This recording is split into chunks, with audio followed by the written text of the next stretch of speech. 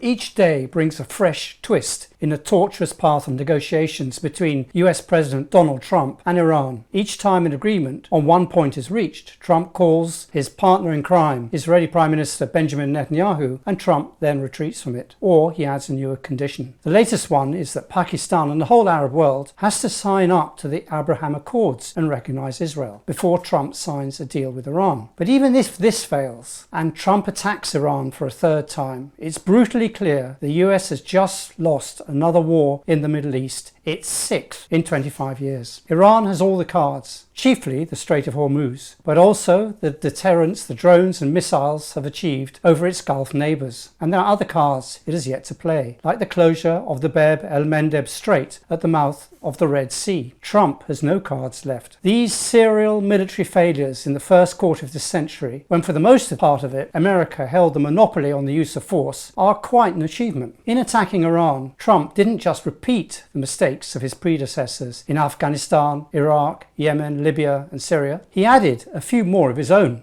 for good measure. If the former US President George W. Bush invaded Iraq on false intelligence that Saddam Hussein had weapons of mass destruction, Trump likewise attacked Iran on false intelligence. But at least Bush's dodgy dossier was provided by his own intelligence services. Trump's false intelligence was concocted by Mossad and swallowed whole by the US Commander-in-Chief against the best counsel of his own intelligence community. Netanyahu and the Mossad director David Barnea convinced Trump that the regime in Tehran was so weak after the January uprising that it would last at most a few days after the assassination of the supreme leader. No one argued harder than Netanyahu that all it needed was one final push. And no one is a bigger loser now that the war is about to end. Hence, he's trying his hardest to stop Trump signing a memorandum of understanding with Iran. But a final reckoning for both men is surely coming when this war stops. They're not just bad losers. The threat that Iran poses to the US and Israeli regional plans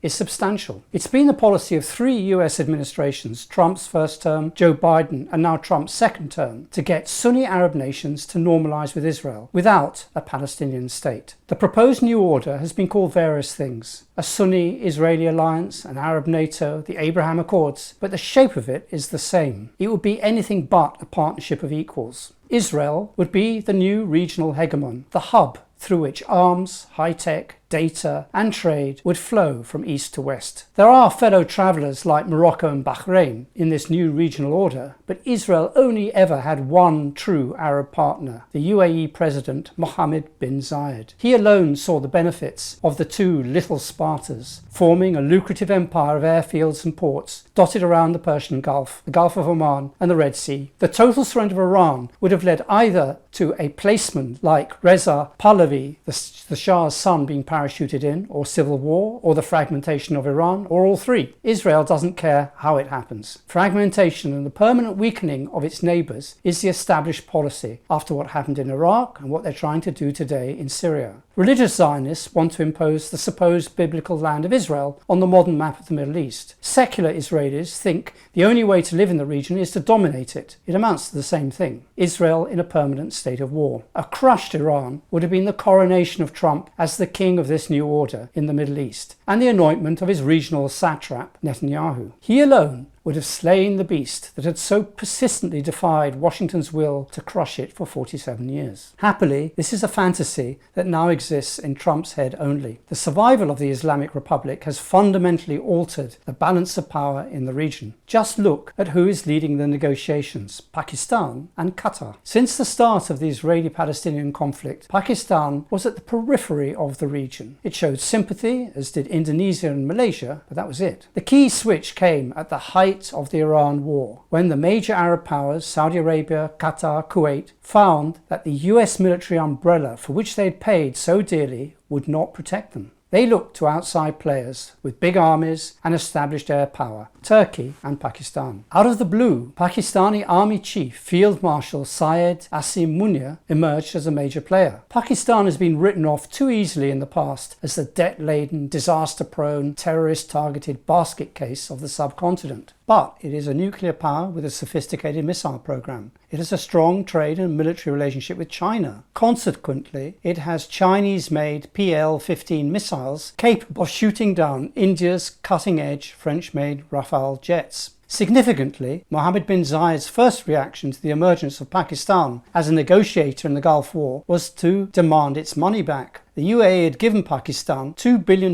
in 2018, a debt that had been rolled over each subsequent year. The petulant move only hardened Saudi Arabia's resolve to cement the new partnership. Riyadh gave Pakistan the funds to pay off Abu Dhabi. Qatar was less of a surprise as a lead negotiator. Israel and its lobby in Washington had appealed in vain to throw the Gulf state under the bus, but the US president's own family interests stopped him. In one of the posts announcing the imminent agreement with Iran, no less than 3 Qataris were name-checked by Trump. But 2 distinct alliances have now emerged. One, forged in the heat of battle, includes Saudi Arabia, Pakistan, Turkey, Qatar and Oman. Kuwait is veering towards Pakistan, and Egypt has too much to fear from Israel's plans in Gaza. Most of those states are members of Trump's Board of Peace, but that means little after Iran's victory. They all oppose Israel's plan to occupy half of Gaza, 2/3 of the West Bank, and a big chunk of the south of Lebanon. Another sign of this emerging alliance was a statement by their foreign ministers condemning the opening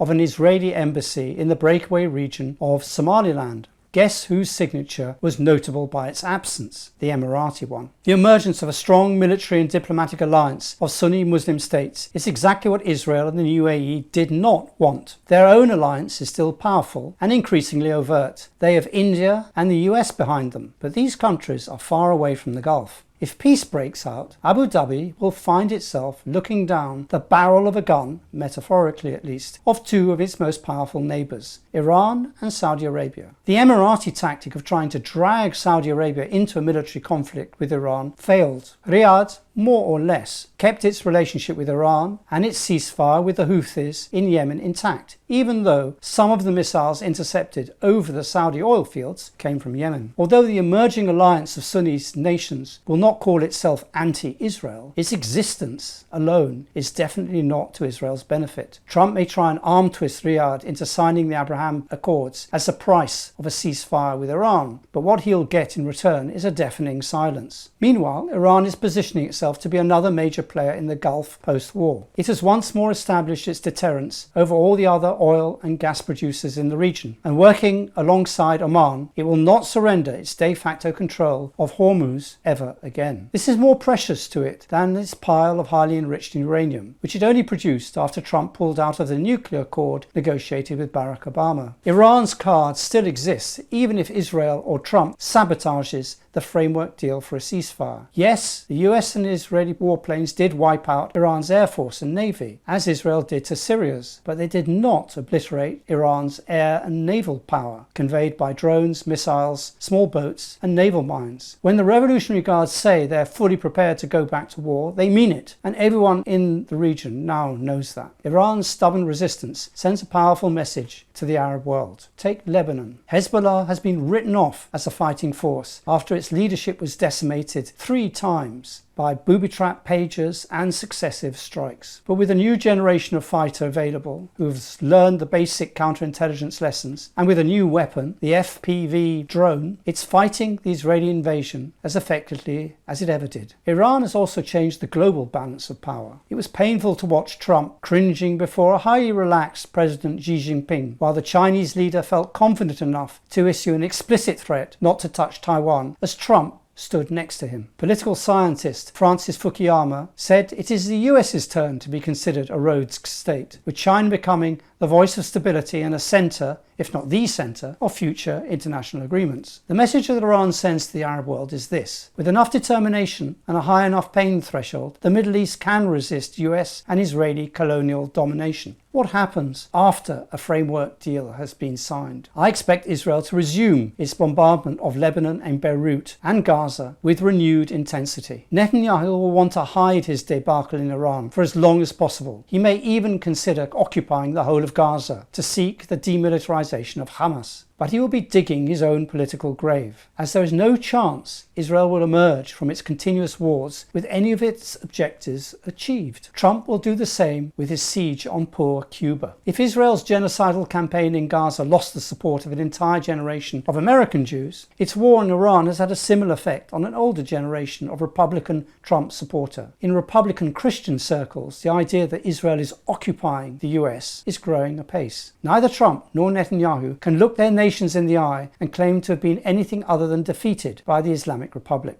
Once again. And if I were the ruler of Abu Dhabi, I would not be asking myself about regime change in Tehran. I'd be asking myself, do I really want to turn my emirate into an airfield for Israel? That, for a Gulf Arab, is not a good look.